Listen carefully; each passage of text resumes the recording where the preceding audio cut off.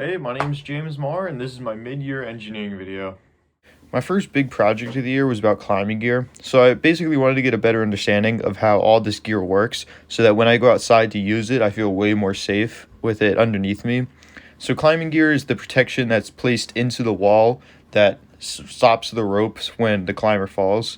The main three that I used were cams, nuts, and tri-cams.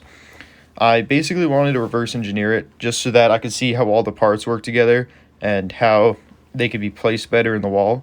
At the end of the year, I wanted to start working on an innovation for it so I could try to make like nuts or cams even better than they are now and maybe turn that into a longer project than just in the school year. My next major project was my tortoise table. So I have a pet tortoise named Carla, and she's recently grown out of her last enclosure. So my goal of this project was to go through the engineering design process of building a new product, basically. So I had to go through like learning the problem, finding the constraints, possible solutions, like prototyping, and like updating the final design.